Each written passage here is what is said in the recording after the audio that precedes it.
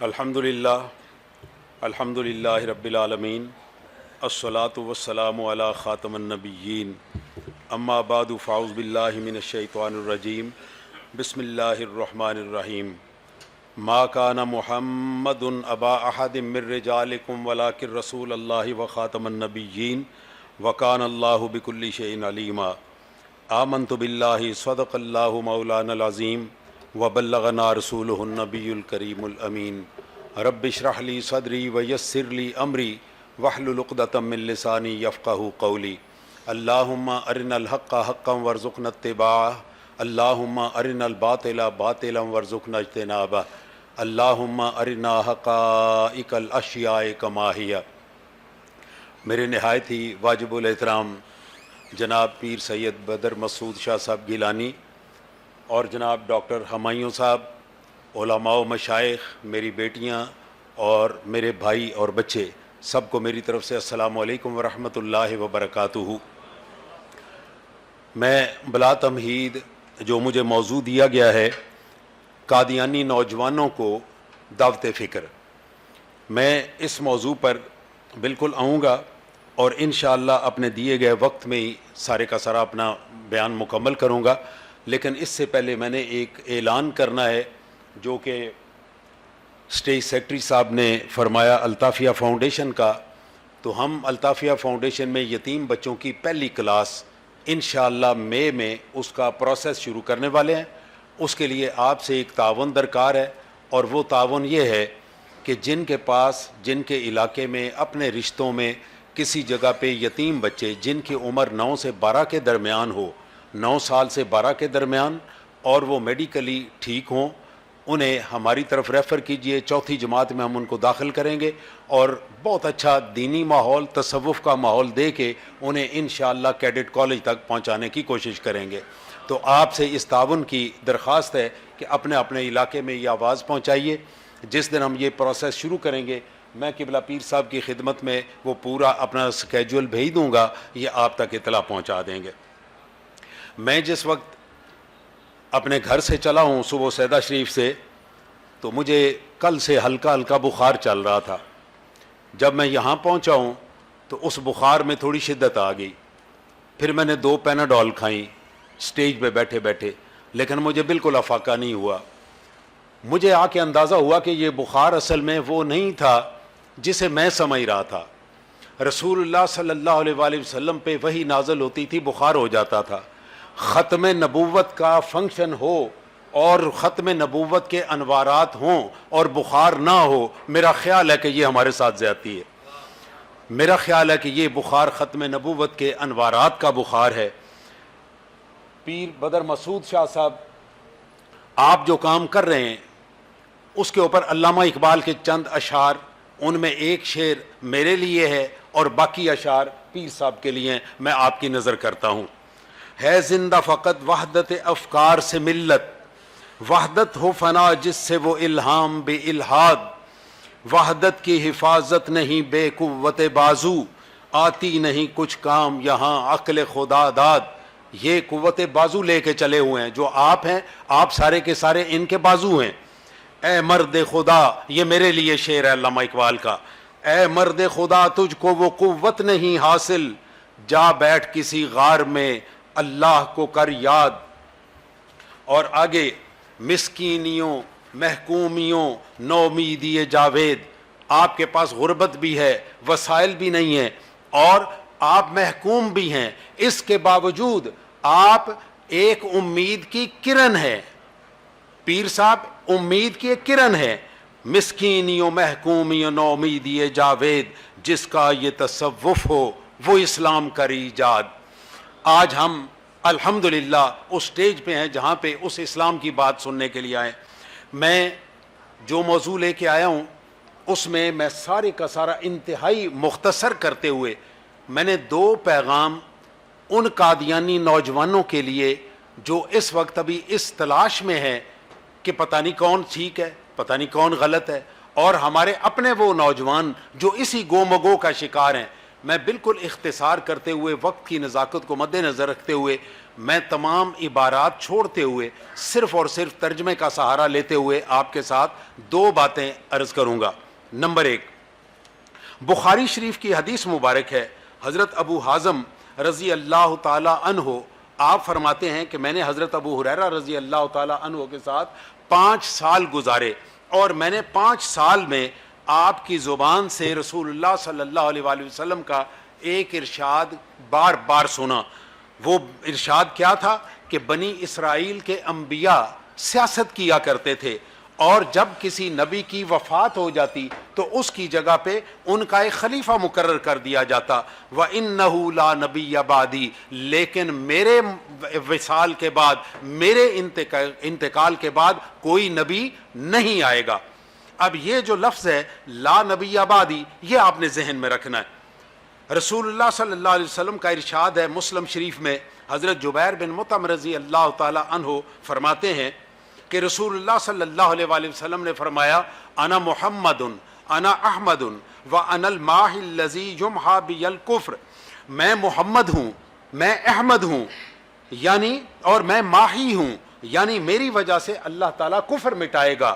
وانا الحاشر الذی یحشر الناس علی عاقبی، میں حاشر ہوں، یعنی لوگوں کا حشر میرے بعد سٹارٹ ہوگا۔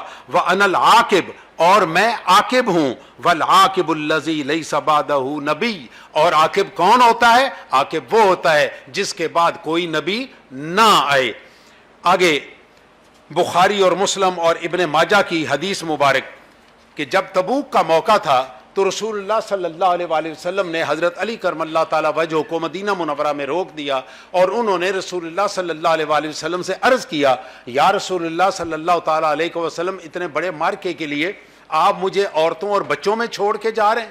تو رسول اللہ صلی اللہ علیہ وسلم نے فرمایا علی، کیا تو اس بات سے خوش نہیں ہے کہ تو میرے لیے ایسے ہو جس طرح موسیٰ کے ساتھ ہارون ہے؟ اور ساتھ فرمایا کہ غیرہ انہ لا نبی بعدی، لیکن ذہن میں رکھنا کہ موسیٰ کے بعد ہارون نبی تھا، میرے بعد تم نبی نہیں ہو۔ اس کے بعد ترمذی شریف کی حدیث مبارک، حضرت عقبہ بن عامر رضی اللہ تعالی عنہ وہ حضرت عمر رضی اللہ تعالی عنہ کے متعلق فرماتے ہیں کہ دو جہان کے سردار نے فرمایا اگر میرے بعد کوئی نبی ہوتا تو وہ عمر بن خطاب ہوتا، وَلَٰكِن لَا نَبِيَّ بَعْدِي، لیکن میرے بعد کوئی نبی نہیں آئے گا۔ آپ نے یہ جو جملہ ہے لا نبی بعدی، یہ اپنے ذہن میں پختہ رکھنا ہے۔ سنن ابن ماجہ کی حدیث مبارک ہے، اسماعیل بن ابی خالد کہتے ہیں کہ میں نے عبداللہ ابن ابی اوفا رضی اللہ تعالی عنہ سے پوچھا کہ آپ نے رسول اللہ صلی اللہ علیہ وآلہ وسلم کے صاحبزادے حضرت ابراہیم رضی اللہ تعالی عنہ کی زیارت کی ہے؟ تو انہوں نے فرمایا کہ ابراہیم بچپن میں انتقال کر گئے تھے، ماتا وہو صغیر ولو قضی ان یکون بعد محمد صلی اللہ علیہ وسلم نبی لعاش ابنہ، اگر محمد صلی اللہ علیہ وآلہ وسلم کے بعد کسی شخص کی قسمت میں نبی ہونا لکھا ہوتا تو وہ آپ کے صاحبزادے ابراہیم ہوتے۔ وَلَٰكِن لَا نَبِيَّ بَعْدَهُ، لیکن نبی کے بعد اور کوئی نبی نہیں ہے۔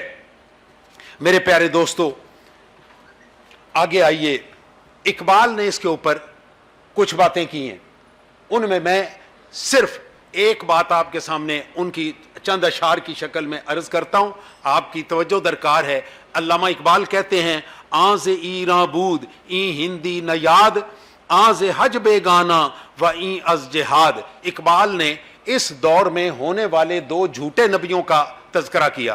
تاریخ میں کافی سارے لوگ ہوئے، مسلمہ سے شروع ہوئے۔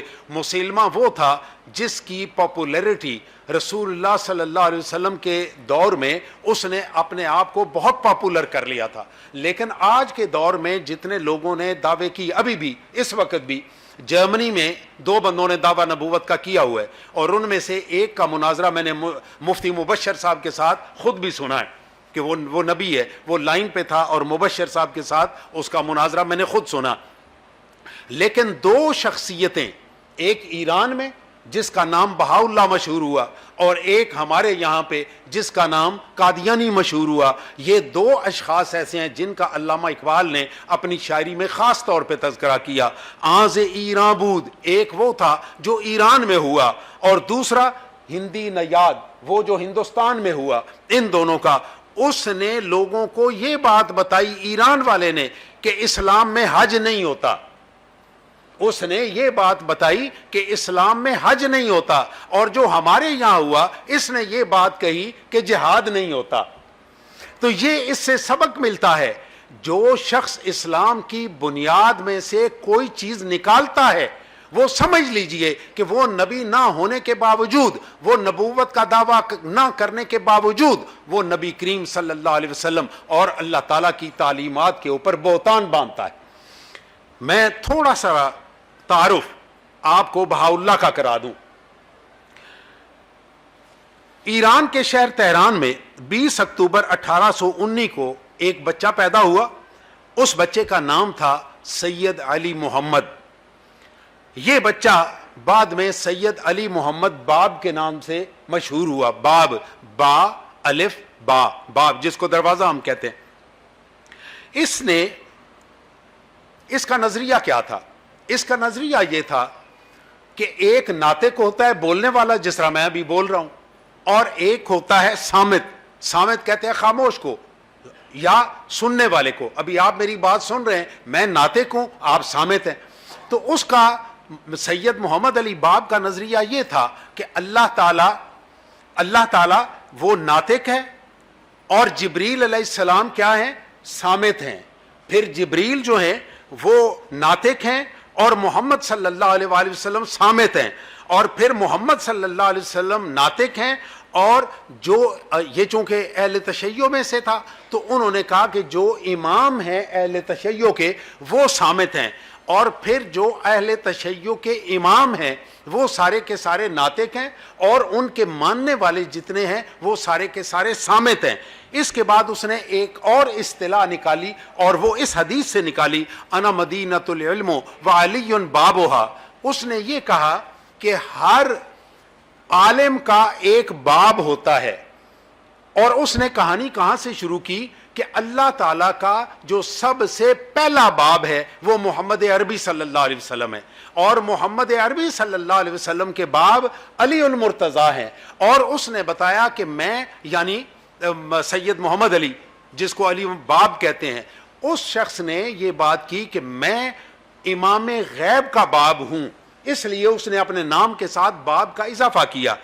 اب یہ بات یہاں تک نہیں رکی، اس نے کہا کہ اللہ تعالیٰ کے باب محمد صلی اللہ علیہ وسلم، اور محمد صلی اللہ علیہ وسلم کے باب علی المرتضیٰ، اور حضرت علی المرتضیٰ رضی اللہ تعالیٰ عنہ کے باب حضرت سیدنا سلمان فارسی، اور آگے بڑی لمبی لائن۔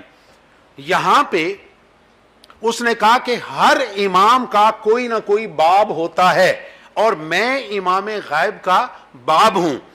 اس کی دو بڑی تعلیمات تھیں، یہ دونوں کی دونوں تعلیمات ذرا دھیان سے سنیے۔ اس کی دو تعلیمات تھیں۔ پہلی جو تعلیم تھی علی محمد باب کی وہ یہ تھی کہ میرے بعد ایک نبی آئے گا جو موسیٰ، عیسیٰ اور محمد علیہ الصلوۃ والسلام میں سے کسی ایک کی طرح کا ہوگا، یہ اس کی تعلیم تھی، اور اس نے اس تعلیم کے مطابق اپنا کام چلایا۔ اس وقت کی ایرانی حکومت نے 9 جولائی 1850 کو سید علی محمد باب کو گولیوں کے اسکواڈ کے سامنے کھڑے کر کے گولیوں سے مروا دیا، اور انہوں نے اس کے ماننے والے بھی ہزاروں لوگوں کو مار دیا، اور یہ بتایا کہ یہ بندہ کسی لحاظ سے مسلمان نہیں ہے، اور اس کے ماننے والے بھی مسلمان نہیں ہیں۔ اب سید علی محمد باب وہ مر گیا، لیکن جب وہ پیدا ہوا تھا اس سے 2 سال پہلے ایک اور بچہ پیدا ہوا جس کا نام تھا مرزا حسین علی نوری کے گھر میں ایک بچہ پیدا ہوا، مرزا عباس نوری، اور یہ بچہ جو تھا بعد میں کس نام سے مشہور ہوا؟ بہاءاللہ۔ اب اس بچے نے یہ اپنے مرشد سے، یہ سید علی محمد باب کا مرید ہوا، اور مرید ہونے کے بعد اس نے علی محمد باب کی تعلیم کو آگے بڑھایا، اور اس کا کہنا یہ تھا کہ جو علی محمد باب نے جس نبی کی پیشین گوئی کی تھی وہ نبی میں ہوں۔ اس نے اس نبوت کا دعویٰ کیا کہ وہ نبی میں ہوں، اور یہ چلتے چلتے 1863 کو اس نے نبوت کا دعویٰ کیا، اور اس وقت کی جو خلافت تھی، خلافت عثمانیہ، اس وقت کے جو خلیفہ تھے، 32ویں خلیفہ عثمانی سلطنت کے، ان کا نام تھا عبدالعزیز اول۔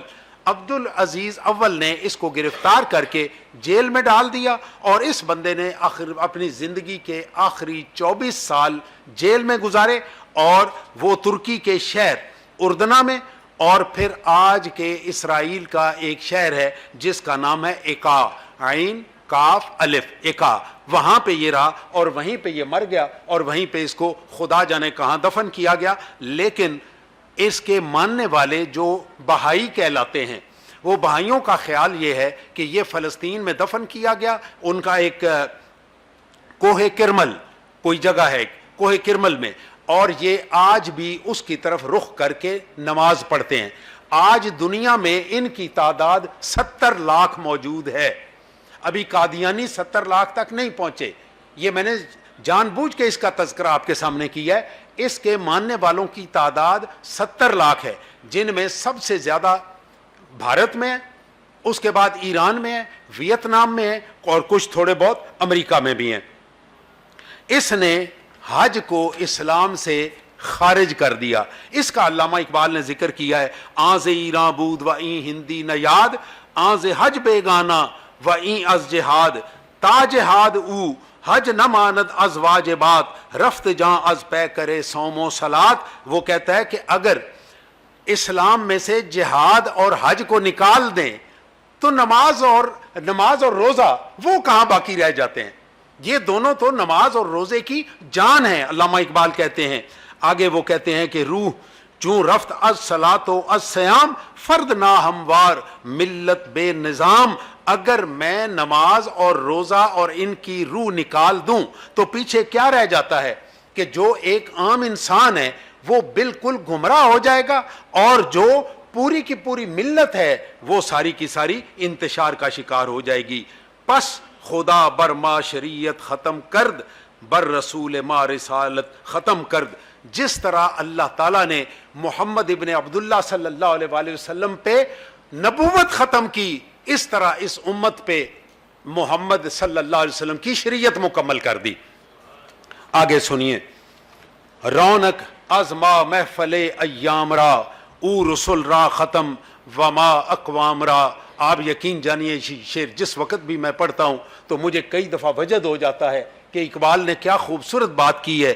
اقبال کہتے ہیں رونق از ما محفل ایام را، او رسول ختم، او رسول را ختم وما اقوام را، کہ یہ جتنی محفل اس کائنات کی سجی ہوئی ہے یہ اس لیے سجی ہوئی ہے کہ محمد عربی اللہ کے آخری نبی ہیں۔ اگر اللہ کے آخری نبی نہ ہوتے تو یہ جتنی محفلیں سجی ہوئی ہیں جہاں بیٹھ کے آپ صلاۃ وسلام کے نذرانے پیش کرتے ہیں، ان میں سے کوئی محفل نہ رہتی۔ آگے اگلا فکرہ جو میں بار بار آپ سے کہہ رہا تھا کہ لا نبی آبادی کا لفظ ذہن میں رکھیے۔ اقبال کہتے ہیں لا نبی آبادی ز احسان خداست، کہ لا نبی آبادی، کہ میرے بعد کوئی نبی نہیں ہوگا، یہ مسلمانوں پہ اللہ تعالیٰ کا بہت بڑا احسان ہے۔ آپ سارے الحمدللہ مسلمان بیٹھے ہوئے ہیں، آپ سے میری گزارش ہے کہ یہ ذہن میں رکھیے، لا نبی آبادی ز احسان خداست، پردائے ناموس دین مصطفیٰ۔ اصل میں اس کے پیچھے کیا ہے؟ دین مصطفیٰ کے ناموس کی حفاظت چھپی ہوئی ہے۔ اس عقیدے کے پیچھے قوم را سرمایہ قوت ازو، حفظ سر وحدت ملت ازو۔ آگے سنیے، یہاں تک میرا ایک حصہ مکمل ہوا، یہ آپ نے پھر لا نبی آبادی ذہن میں رکھنا ہے۔ آگے آئیے بخاری کی ایک حدیث مبارک سنیے۔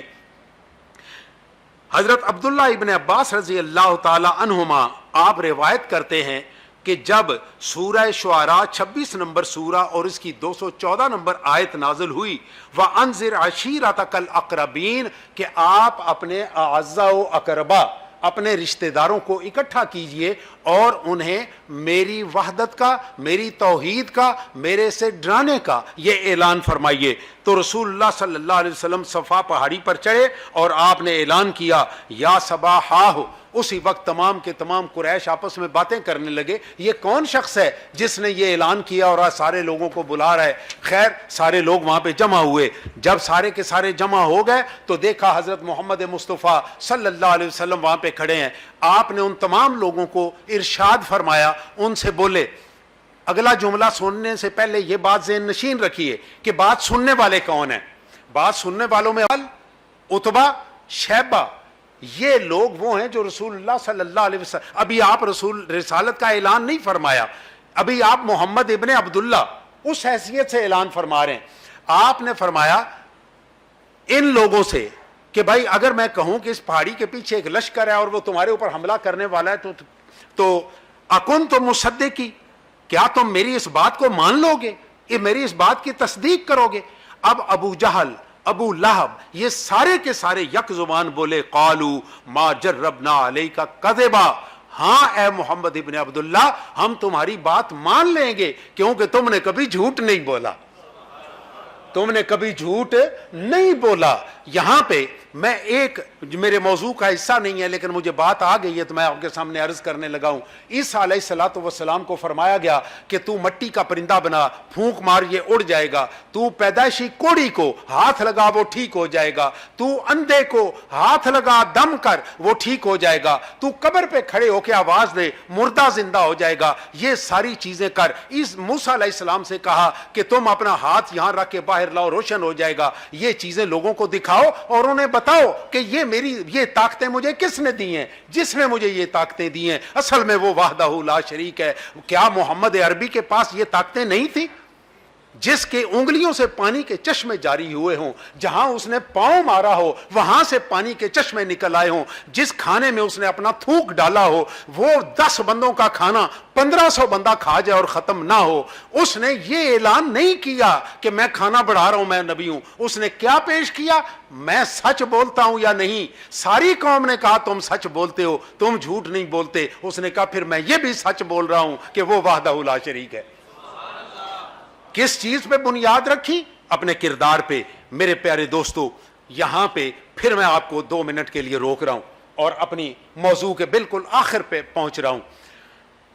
قرآن پاک میں سورہ البقرہ 282 نمبر آیت اللہ تعالیٰ کا ارشاد مبارک ہے فَإِن لَمْ يَكُونَا رَجُلَيْنِ فَرَجُلٌ وَامْرَأَتَانِ مِمَّنْ تَرْضَوْنَ مِنَ الشُّهَدَاءِ, اگر تمہیں گواہی کی ضرورت ہے تو 2 مردوں کی گواہی دو. اگر تمہیں 2 مرد گواہ نہیں مل رہے تو 1 مرد اور 2 عورتوں کی گواہی ڈال لو. اس کا مطلب یہ ہوا کہ 2 عورتوں کی گواہی 1 مرد کے برابر ہے. یا اگر میں اس کو دوسرے لفظوں میں کہوں تو میں یہ کہوں گا کہ 1 عورت کی گواہی آدھی گواہی ہے. میری بات دھیان سے سنیے گا, آدھی گواہی ہے. الطاف محمود آپ کے سامنے کھڑا ہے, میرے باپ کا نام صدیق احمد ہے, آپ کے بڑے پیارے پیارے نام ہوں گے, آپ کے والد کے بڑے پیارے نام ہوں گے. میں آپ سے یہ پوچھ سکتا ہوں کہ مجھے اگر کوئی بندہ کہے کہ تم صدیق احمد کے بیٹے نہیں ہو تو میں قتل کرنے کے لیے تیار ہو جاؤں گا. کیا خیال ہے آپ کا؟ اگر آپ کو کوئی کہے کہ تم جس کے باپ سے مشہور ہو تم اس کے بیٹے نہیں ہو, آپ کیا کریں گے؟ آپ قتل کے لیے تیار ہو جائیں گے. اور میرے باپ کا نام صدیق احمد ہونے کی گواہی کون ہے؟ میری ماں. میری ماں وہ اس بات کی گواہی ہے کہ میرا باپ صدیق احمد ہے. آدھی گواہی کے اوپر میں اتنا پکا ہوں کہ میں اس کے اوپر بندے کو قتل کرنے کے لیے تیار ہو جاؤں. اور وہ شخصیت جس کے لیے ابو جہل, ابو لہب, طیبہ, شیبہ, عبداللہ ابن ابی جیسے لوگ بھی کہیں اور کچھ بھی ہو سکتا ہے, یہ بندہ جھوٹ نہیں بول سکتا. جب یہ بندہ کہہ رہا ہے لا نبی بعدی تو اس میں کوئی شک والی بات رہ گئی؟ یہ میرا نوجوانوں کے لیے اور خاص طور پر قادیانی نوجوانوں کے لیے گزارش ہے کہ لا نبی بعدی کا ہونے کے باوجود اگر کوئی شخص کسی شخص کو محمد ابن عبداللہ صلی اللہ علیہ وآلہ وسلم کے بعد نبی مانتا ہے یا نبوت کا دعویٰ کرنے والے کو مجدد یا مسلمان سمجھتا ہے, وہ براہ راست میرے منہ میں خاکم بدہن معاذ اللہ وہ نبی کریم صلی اللہ علیہ وآلہ وسلم کو جھوٹا قرار دے رہا ہے. میرا پوائنٹ آپ کو سمجھ آیا؟ وہ اس کو جھوٹا قرار دے رہا ہے. تو میری ان تمام کے تمام لوگوں سے گزارش ہے کہ اپنے آپ کو تھوڑا سا سنبھالیں اور اس بات پہ غور کریں. دوسرا نقطہ جو اس سارے میں نے پیش کرنا ہے اس کے لیے میں آپ کا صرف 2 منٹ کا ٹائم لوں گا.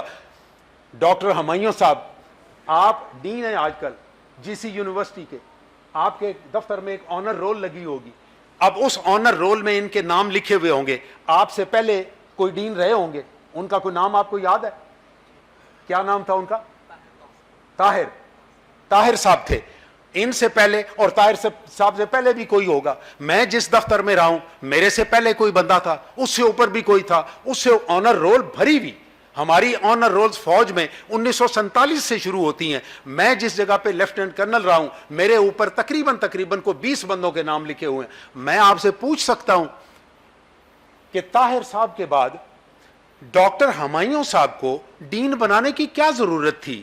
آخر طاہر صاحب بھی تو ٹھیک تھے نا, پڑھے لکھے تھے, یقیناً پی ایچ ڈی ڈاکٹر ہوں گے, اتنا ہی رکھے. یا کل کو ان کی جگہ پہ کسی اور کو بٹھانے کی کیا ضرورت ہے؟ یہ لائق ہیں, پی ایچ ڈی ہیں, ڈاکٹر ہیں, کیا ضرورت ہے ان کو بٹھانے کی؟